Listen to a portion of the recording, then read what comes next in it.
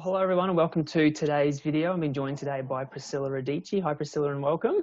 Good morning, Josh. How are you? Yeah, really well, thank you. Really looking forward to our discussion today. So I might hand over to you to let the viewers know a little bit about yourself, first and foremost.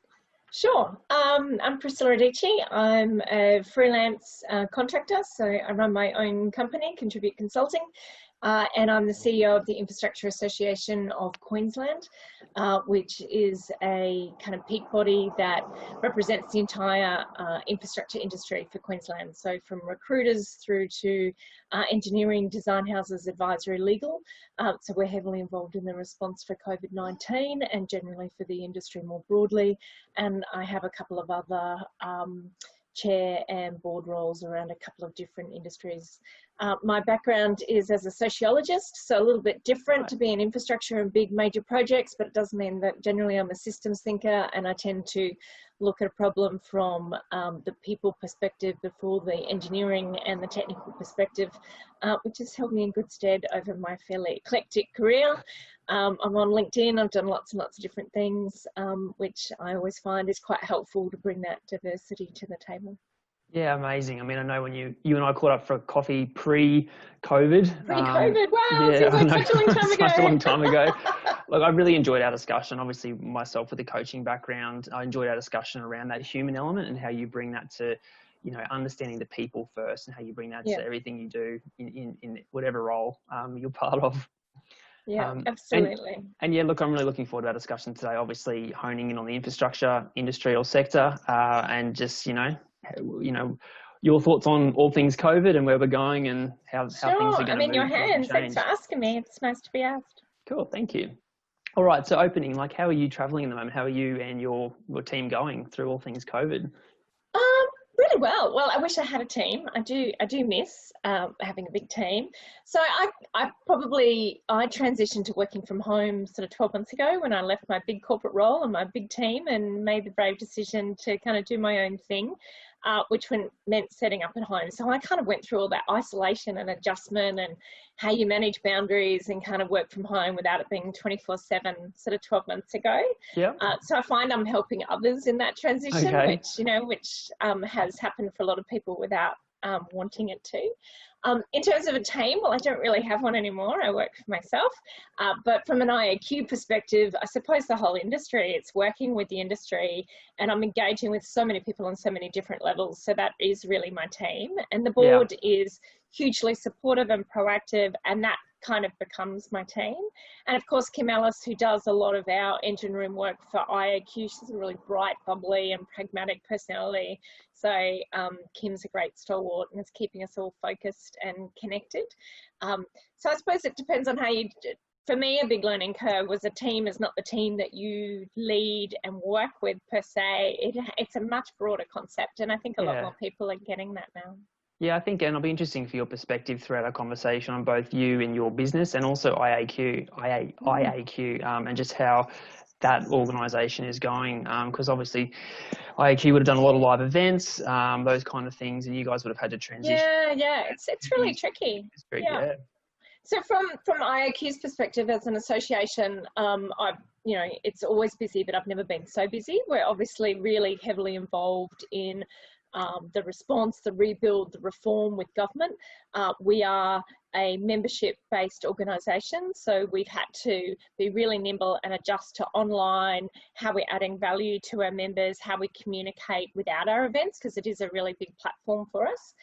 And then obviously with government, it's advocating for infrastructure as part of the economic recovery. What does that look like? How do we need to adapt with our existing projects, as well as how we make sure that infrastructure becomes a really core prime element of our recovery. So I sit on a number of task forces. I'm working with the task forces of IAQ and our chairs of those task forces for how we feed in that information.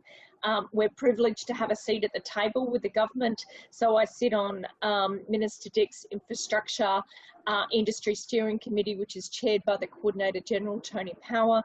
And there are a range of really fabulous advocates for the property sector, for infrastructure, for construction, for the skills network, and broadly, how do we come together to make sure that we can rebuild, we can do some really innovative stuff.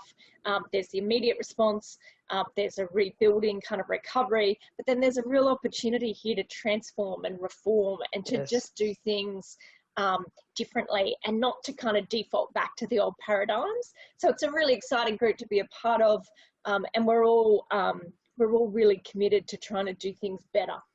Yeah, awesome. Well, I'm really keen to dive into short-term, medium-term and long-term for the infrastructure industry. But I first want to go to you and your traits as a leader. You obviously you run your own business. You have been a leader for big corporates in the past, and obviously in the CEO role too. There's a leadership element there. What traits do you think are really serving you and supporting you at the moment from a leadership point of view? I'm a pretty optimistic person. Yep. Some people would say idealistic. So I think generally I can hold a crisis pretty well. I don't tend to panic, so I stay fairly calm and I think it through. Any crisis provides opportunity for, doing things differently. So I think that's exciting. I am a systems thinker. I can generally see kind of the patterns of things and see a whole quite quickly. That's probably one of my, core skills. So in this environment where you're kind of navigating a short-term versus a really long-term opportunity, that's quite helpful. Yep. I am a fairly strategic thinker, so that's good. And I can work on my own quite well. I love working with a team and I love getting that feedback and that diversity. And I think that's probably been one of the best things is in my IAQ role. I'm on the phone and connecting to people and video calling and talking to industry and understanding what all the different viewpoints and pain points as well as the opportunities are. And that's fabulous to be able to represent people's needs at this time. Yeah. But yeah, I am one of those annoying people that quite like a crisis. So I'm not feeling, really stressed, but it's also having the empathy for those people whose circumstances are really different. And there's a lot of people and, we have a lot of friends and family who have lost their jobs. And so it's really understanding that this is a really different situation for different people in different parts of, how they're feeling that stress. So I think having kind of strong empathy for people is important too. Agreed. I completely agree. And it sounds like, I talk to a lot of people in the engineering industry and everyone's different. Some people are built that way, like you, to kind of respond really well to crisis. And what I've noticed is, that people kind of tend to get into that sort of emotional overwhelm state where they're not thinking clearly, they're acting differently, they're not themselves because they are, we're all in this together, but everyone's going through it differently. Everyone's got their own coping mechanism. And some people tend to go into that emotional overwhelm and they can't think straight. They're not making rational decisions. So it sounds like you've got a real core strength in that area of, like, I'm sure you've experienced some form of overwhelm, but, kind of parking that and then going into, what's strategy, what's a rational kind of thought process to actually let's move forward now instead of staying in that overwhelmed state for too long. And we all become, certainly we all become overwhelmed. And I think it's, you can learn how to manage that. And quite often we don't provide our leaders with and even just our staff with enough time to actually think, to work it through. There's a whole, especially in times of crisis, busyness thing where you've got to be busy, you've got to be seen to working, my job's not secure and therefore, I've got to be on, I've got to, I've had some people talking in project teams, how one project team member worked all weekend and delivered something on a Monday. And then the next guy, suddenly the culture has changed where suddenly this, you've got to work 18-hour days, 7 days a week in order to be valuable. Yes. I think we all have to be really conscious not to let ourselves fall into those behaviours because it's really difficult if you feel like your job's on the line. Yeah. So finding the time to think clearly and work things through so that you don't let things overwhelm you. Everyone is talking about the mental health issues with isolation and that's real. But I think for a lot of people, it's actually dealing with the uncertainty. We don't know what the future's bringing. We don't know how long it's going to last for where most people's jobs, whether they thought they were secure or not, now realise security's a mindset and it's not real. And so how do you hold risk? And so different people manage to do that. So I think it's the uncertainty that people are grappling with at a time when they're then isolated, and so their normal support networks or people that they might talk to or vent with or have the conversation with aren't necessarily there. So I actually think our partners and our families are kind of probably having to be everything, and so that kind of pressure cooker for a family is quite interesting as well, where you're with each other 24/7. Everyone's got different needs. How you articulate it, which, you know, if you're articulating you're feeling stressed, might then lead to the rest of the family. So it's, you know, no, it's a difficult time, but I think leaders do need to make sure that their staff that they're not encouraging perverse behaviours that then undo so much of the good work that we've done around work-life balance. Yeah, and I think leaders too, it's just having that kind of conscious awareness of they may be stressed, they may be looking at their project pipeline and worried about whether they can keep that team in place. But it's how do you as a leader kind of contain that within yourself, get the support you need if you do need support, but not putting that pressure onto your team, or not putting that, like you said before, that emotion onto your team, because then your team starts to get stressed. And if you can lead with empathy, like that word is coming up so much at the moment, like really checking in with your team, making sure you're an empathetic leader, holding the space for your team to perform as well as you possibly can, and not pushing that stress down the line that you're wearing as a leader. Absolutely. And I think it's not that you can't show vulnerability, because I think most people know that everyone's feeling that. So you can show your vulnerability. I think it's just being able to be calm, and what does that mean in that? Because if you're running around like a headless chook, your team will start running around like headless chooks too. Absolutely. And so what are you, as staying with the leadership piece, what are you struggling with at the moment? Like, what's something that you're really noticing within yourself and you're going, I keep doing that, or I have to work on that? I think that I am quite idealistic, but I'm also really impatient person. I don't have patience. And I think that can be quite a volatile combination where, you know, I have a vision around where I think we could go and how excited we could be, when other people are really stressed and they're feeling uncertain and they're just focused on cash flow or where there might be in the immediate, that being really excited about the next opportunity, like when you articulate that and what does that look like. So kind of combining, you know, my level of patience will always be my Achilles heel, I think. And you can never communicate enough. We all think that we're communicating what's in our head, where we are, and how we communicate now. Like, I'll tend to go, there's so much noise, there's so many people talking about that, I don't need to enter that space, and I have to get encouraged to do that, because it's like, well, if they hear it from you, or this is what it looks like, and it's like, oh, okay, you know, I hadn't thought about it from that, I just didn't want to be adding noise. So I think just stepping up your communication, you think you've repeated it 20 times, but someone's just heard it for the first time. And I always forget that piece. And I think it's that busyness piece as well. You know, I found myself, you know, working fully over Easter, and I kind of stopped on Easter Sunday and went, come, you know, these are the priorities, this is what we can do. I need to be here with my kids. It's Easter, and it's, you know, and just kind of stopping and pausing and not falling into those traps. Yeah, I tell you what, I thought I was patient beforehand, but homeschooling my 7-year-old boy at the moment, and like learning that next level of patience and communication too. Like 7-year-old boys are not listening. They have to be. No, I have a 10-year-old boy. Yeah. So, you know, I'm getting a newfound appreciation for what teachers do, but also it's building. Aren't they amazing? Isn't it great? Yeah. I'm actually loving having that window into school life and what they do and how they respond. And there's been a whole little window that wasn't open to me because my 10-year-old boy is very, how was school? Yeah. Yep, same. Whereas now I kind of get to see it and hear it, so it's lovely. But yeah, teachers, haven't they all just stepped up? Health workers, teachers, amazing. So many public servants. I don't know, it's a popular pastime bashing them in Australia, but I think we're all newfound appreciation. You know, the public servants, they step up and they serve the community, and we're all very lucky to have them. Absolutely. So now to the industry. You know, there's a lot of talk about there's a view that we'll see a market contraction over the short term in the next sort of 6 months.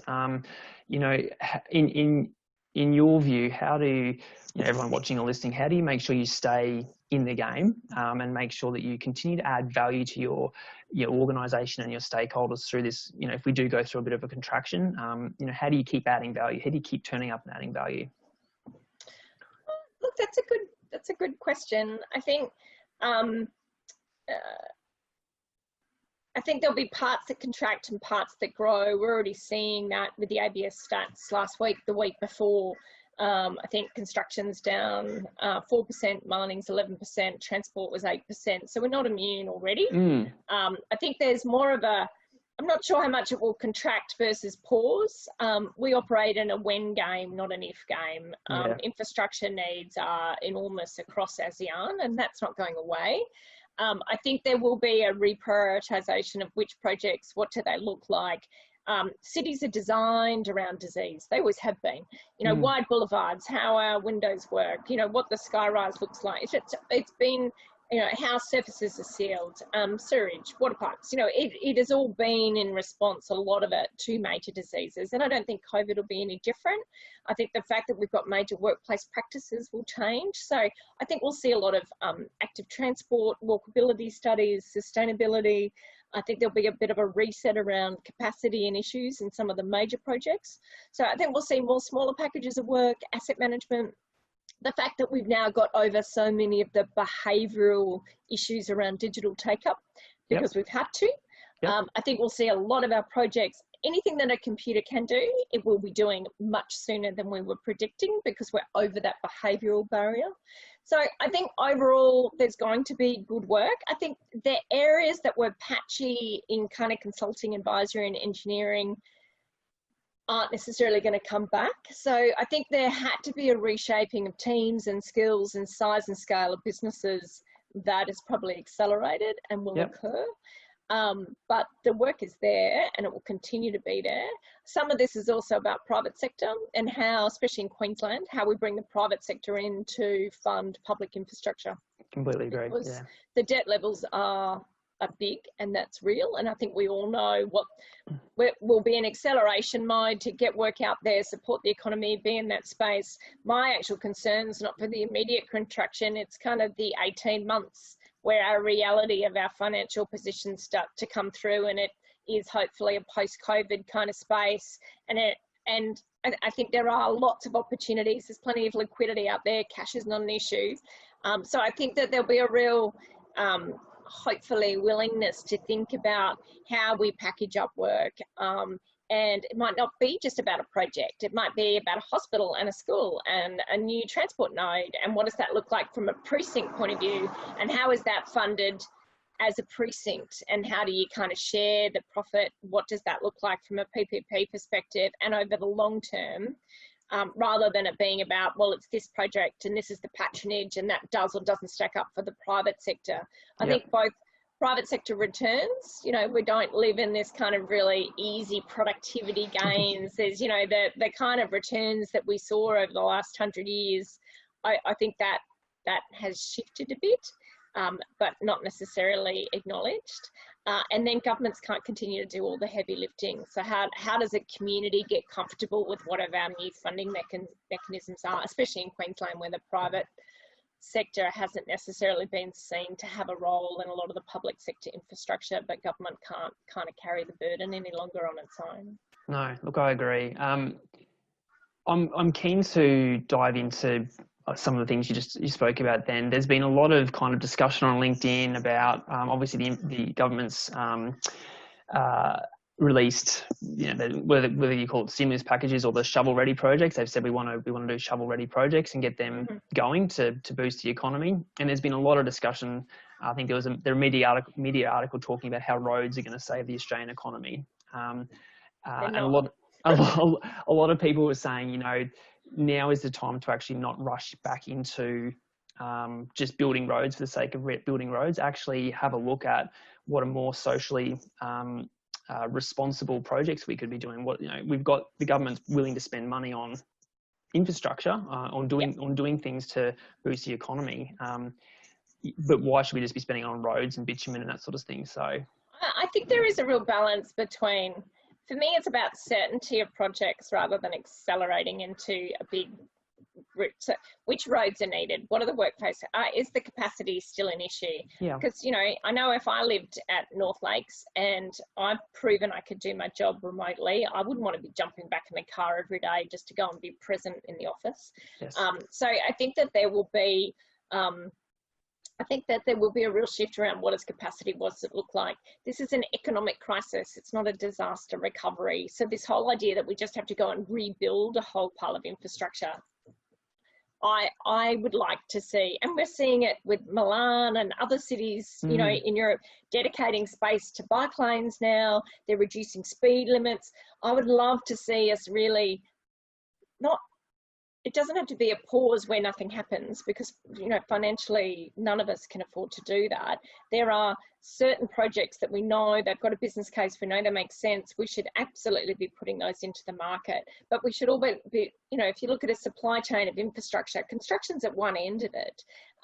Asset management and refurbishing actually generates far more multiplier effects into the economy, GDP and jobs. Yeah. And so it's about getting the right package of what types of works where. But Brisbane City, you've got Costa Rica coming on, new stations coming on, Queen's Wharf coming on, South Bank's doing a new master plan. Brisbane City Council are focused on what Victoria Park is going to look like in its new form. And it's a peninsula city with a river and the valleys growing up. And so a walkability study for how do we reduce car traffic out of the city, which in Australia isn't particularly popular, but it's a reality. Car ownership's dying. And across the world, there is a shift away from cars. We are shifting to a low carbon world. So, you know, why not announce a lower speed limit? Why not give more dedicated lanes? Look at how we can have more electric bikes, you know, things that we do live in a hot climate. We've got to be kind of, but, you know, the scooter take up, the Lime scooters, you can get from South Bank all the way through to the valley in 20 minutes on an electric scooter. So I think there's a real opportunity to do really clever things. It'll be interesting to see if circular economy principles and sustainability actually become not a thing you bolt in on the side, but a foundational bedrock for how we operate. But no, I don't think we're going to grow ourselves out of this economic kind of slum by building more roads on their own. They have a place, please don't get me wrong. But we've got to be a bit smarter than just defaulting to the old ways of doing things, I think. And how do you, like you talked a bit before about having a seat at the table, how do you kind of, and not just you and IAQ, but like I've had a lot of people talk to me about they've got projects that they were sort of working on with clients that would make good kind of shovel-ready projects. We'll just keep using that. Yeah, it's sort of like, but they're at a loss as to how to kind of get the right person's attention. Like it'll be a good project. It ticks the boxes. It's either got through a DA phase or detailed design phase, and it's not just a road project. It's a good mixed use project or something like that. It's you know, but they're at a loss as to how to kind of get the right person's attention to actually go. Yeah, it is really tricky, and there's a lot of people who are going, oh, I don't have the authority, I'm just going to pause and not think about that or not get back.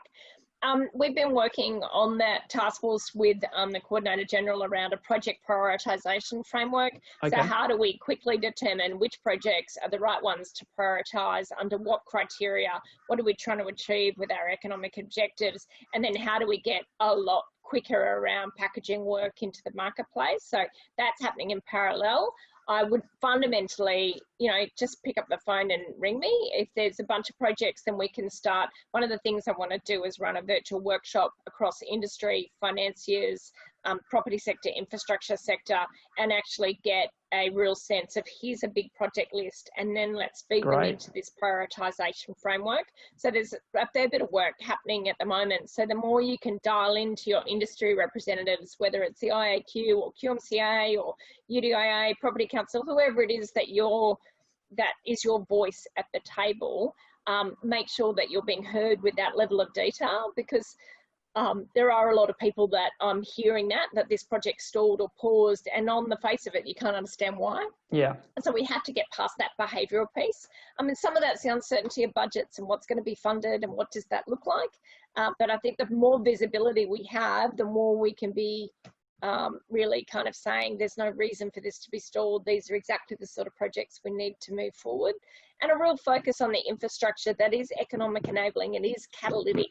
It will actually deliver all of these other benefits, because we have seen in Queensland in the past where there's been a real focus to deliver, and they were road projects, but that didn't actually have any real economic uplift. Yep. And so there is a real focus to go, well, what are the projects, you know, and for example, walkability projects in cities like Auckland and Melbourne, not referencing European cities, which other people go, well, there's no comparison, have shown the direct link to increased GDP is quite enormous. So it's almost like getting the water cooler effect at a city level, where people and companies are all merging that creative economy. It just lifts empowerment, connectivity, porousness, and people wanting to work in that space, so attracting the right sort of workers. Yeah, it sounds like the ideal projects are not just we can't keep hammering road projects, but we're just using it as an example, and not just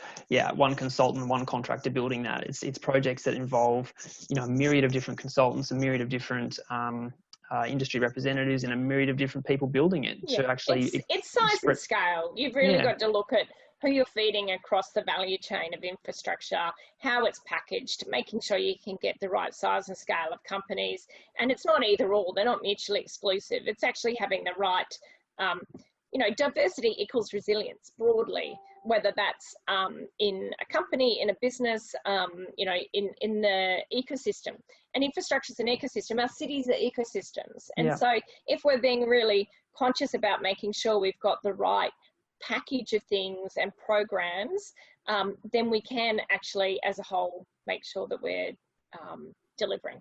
Whereas if we just focus on certain types of work or really big projects, which the IA audit showed pre-COVID, they were not sustainable, that the industry wasn't making any profit, that taxpayers weren't necessarily getting value for money. So there was a real need for reform around how we procure, how we go to market, how we package this work pre-COVID. So now there's an opportunity to really make the most of the crisis. I agree. I'm hearing that a lot, to be honest. I'm hearing a lot where a lot of people saying this is a great opportunity for a lot of organisations, big through to small, to actually kind of pause, reset what's important to our economy, what's important to our customers, whoever your customers may be, and actually spending a bit of time actually really honing in on, because you're right, pre-COVID, a lot of those big projects were going off track. They weren't making money, and they might not have actually added any value. So a lot of companies are taking the opportunity, if they can, to take the foot off the pedal and rethink things. Look, I fundamentally believe community expectations have changed, and there is a new norm. So even just at a simple level, I live in Norman Park. It's it's fairly much an inner city suburb. You never see kids on their bikes and scooters very much because you get a lot of rat run traffic at peak hour. And I'm hearing this from all sorts of suburbs across SEQ, that the kids have overtaken the streets. They're on their bikes, they're running as packs, as scooters. I've met so many more neighbours. So as much as we might be isolated, as a community, we're actually engaging far more because we're out in public space, we're exercising, we're making sure that, people are okay. And so I don't think people will want to revert back to everyone just jumping in their cars and kids not being on the streets. And so I think there will be a whole kind of community expectation for how we keep some of the things that we've actually liked about living in a way that's a bit old-fashioned. But we've all remembered that some of those things are really lovely. I agree. Yep, I completely agree. Now, just in terms of the infrastructure industry, like we sort of touched on it and talked about it a little bit, but how do you think sort of short-term and medium-term the infrastructure industry will fare in terms of projects and pipeline? Yeah, it's interesting. We've just done a survey and I haven't got all the data yet. It just closed this week, so I'm just running it off. Most people believe that they'll grow over time. So it's a very small percentage of the industry that think that they will contract in the long term. Obviously, a much bigger percentage of the industry that think it will contract in the short term. And I would agree with that. I think companies will use this opportunity to reshape, rehire, reskill where the industry was actually heading, but no one necessarily, well, not all companies had the bravery to actually reshape. I think that's been forced upon people. So we will get, I think we'll also get a kind of the organisational structure around really big companies, shareholder companies versus smaller, more nimble companies. You're seeing that shift happen anyway. A lot of people, like me, were leaving big corporations and operating at a more nimble kind of level, and then, pooling together with other individuals or small companies to run as a pack. And I think you'll see a bit more of that. I do think sustainability will become much more embedded in a real way, not a slide-on way. So, and that trend was already there. I think it will increase.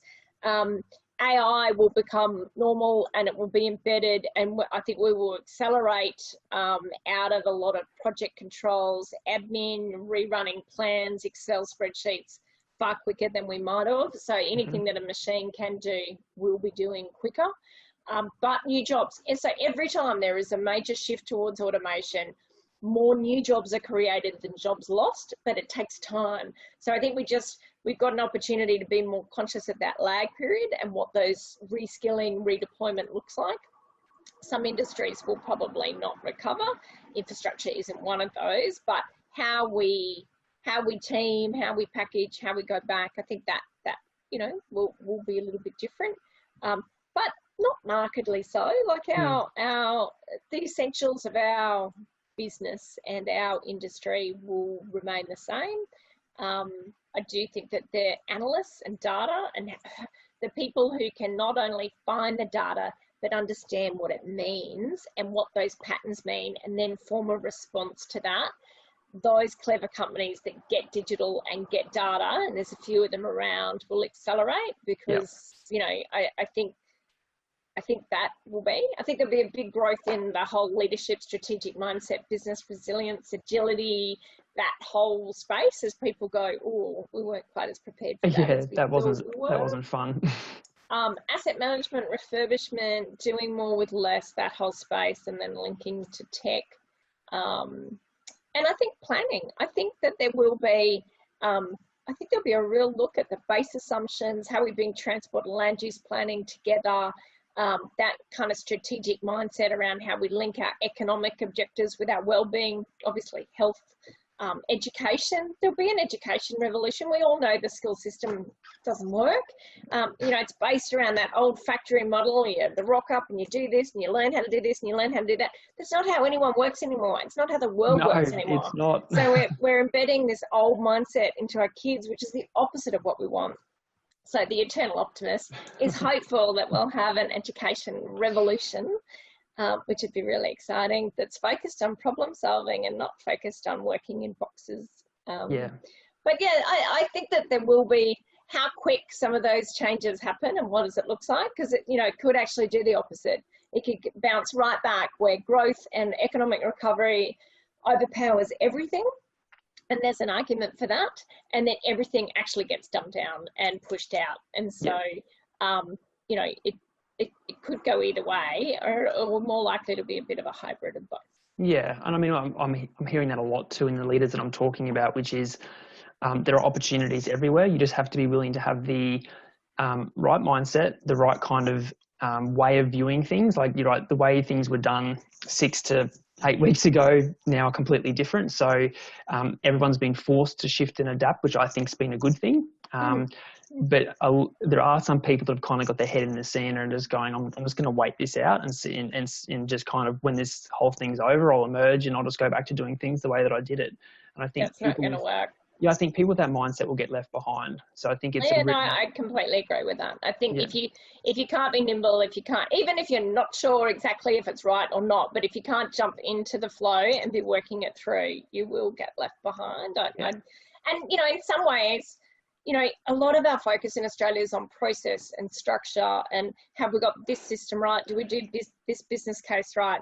Fundamentally, so much of that stuff is actually about behaviours, and it's about what we accept. And quite often when you dig into it, it's like, well, that process actually allows you to do it that way, but we always default to this way. And so I think those leaders that can't adjust, that aren't nimble, aren't agile, and are still kind of harking back to the old ways of doing things, they will get left behind. And I think that the middle, you know, with any big, you know, I'm thinking as a big business here, but that middle layer of people that actually deliver a lot of the work, their voice is being heard. And they're quite often buried under layers of senior managers that aren't necessarily the right people to be operating in this environment. And this isn't about being ageist, but I think that there is a whole voice of the of a generation that doesn't want to work, you know, the way I was brought up working, where work was sacrosanct. You work, you know, you never thought about work-life balance, because work was it. That was of the pyramid, that was the only thing. Whereas I think that generations after me have got much better understanding of balance, and they don't operate in that. They actually just get it, and that's their expectation. And I think that there will be a whole big shift just within companies around who has power, what does that look like, what does digital savviness bring for power. So no, I think it will accelerate, and that's concerning. I think there'll be a big proportion of, and dare I say it, as a stereotype, there will be a lot of older men who are used to operating in a particular way that will be feeling really threatened by these changes. Because it's an old paradigm that suited how they operated, and that's shifting and changing. So I do think that we need to have a real focus on what does that look like, so that there's not, so we manage that well, and we provide new opportunities and new leadership and new training, and we don't kind of go, well, if you don't adapt, you get left behind, because, everyone has a responsibility for how we manage that pathway better. I was speaking to someone yesterday, and I was saying this whole thing that we've gone through has been incredible for that middle tier of people, because they are tech savvy, and they do get systems, and they get the online thing. And so there's been so much of this leadership opportunity for this middle tier of people to actually go, well, okay, so you can't start a Microsoft Teams meeting. Let me show you how you do it. And all of a sudden they're running the meeting. And everybody's seeing it. I think the bit that is everyone's seeing it, and then they're grasping it because they're seeing the opportunity. And so they're not just going back into the background again. Whereas in the old days, they were probably leaning in and helping someone. Whereas now everyone can see who's actually savvy, who's not. What does that mean? And that's not putting aside experience.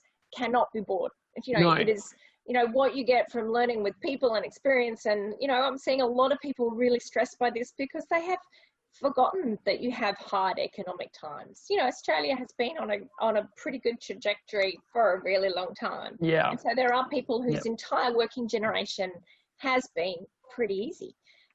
In terms of that financial stability and that works out there. And, it's been more about who offers me the best deal and which brand do I want to work for, rather than am I going to have a job? And so, it has been really stressful for people who are adapting to something they've never seen before. Final question for you. You have touched on this, but what do you think are going to be sort of the emerging opportunities out of all things COVID? Like, what are some of the things to kind of watch out for and look out for that are going to emerge and really create new business, new jobs, and that kind of thing for post-COVID? I think people who can come up with new models. So the people who think differently, who are unique, who aren't just got offered the same. I think transaction, the commercial savvy, where you can actually frame a deal.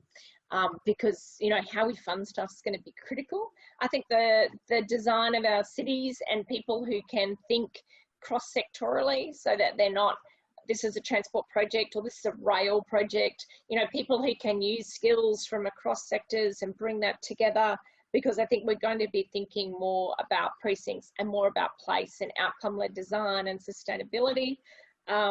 Data, tech savvy, but also good communicators, people who can tell a story. What I've really found is you can be really, really highly technical and great, and that's an awesome stream, but if you can't translate it, if you can't communicate it, if you can't engage people around it, then that's tricky. So, it's those generalists, those people that have skills in a range of different areas and can package it up together and find the right people. They will be highly sought after. But it's, Australia's done incredibly well with how we've done this. And one of the things that I've loved is that our politicians in our industry have cooperated beautifully. So I hope that we can keep that and not kind of revert to our ideological corners where it's public versus private, and it's, Liberal versus Labor, and, these kind of divisive, I'm kind of hoping that this sense of we're all in this together actually stays in a really corporate and industry way. That would be incredibly powerful. But planning, design, people who think differently, commercial space for how these transactions get repackaged a bit differently, procurement, how we do that differently, what does that look like? and don't do something a computer can do. Computers aren't very good in grey. So if you're in a really a job that doesn't need a lot of problem solving, then maybe think about shifting into an area that needs more of those very human skills that can't be translated yet. They will be. AI is heading that way, but it's scary for now. And I think it's the EQ skills too. It's the people skills. It's the ability to get results from your team. Like you said, it's the ability to recognize who's sitting across the table from you and pitching your whatever you're pitching in a way that they will receive it. It's not just the full technical speak, but it's here's what we do, here's what the benefit is, and here's what it'll cost, but here's what it'll do for you, and actually framing it in a way that the person on the other end of the table receives. Because you've got a much higher chance of closing the deal and bringing work in for your team and your business if you've got those good EQ skills. Absolutely. Listening, negotiating, compromise is so often a dirty word, but actually it's not. It's the thing that brings all of those elements together for the best outcome. I have faith. I have human beings are amazing, wonderful, adaptive creatures, and I do think that we are naturally kind. So I think it's a great opportunity for it to be really different. Agreed. Priscilla, thank you so much for joining me today. That's it for my questions. It's a pleasure, Josh. Anything you want to add before we sign off? No, it was lovely. Thank you. I probably got a bit high level and not necessarily giving anyone hints for where to go and get work next time around, but it's all changing so much, it's a bit hard to say. Oh, well, and on some level, that's possibly their job too, that take that information and go, okay, what am I going to do with it? But there's a lot of projects, so please, it's positive. It's a good industry to be. It'll be patchy for a little while, but overall, the work is out there and there'll be more of it in lots of different forms. Great. Well, again, Priscilla, thank you for joining me. It's been a pleasure. It's a pleasure, Josh. Lovely to see you. Take care.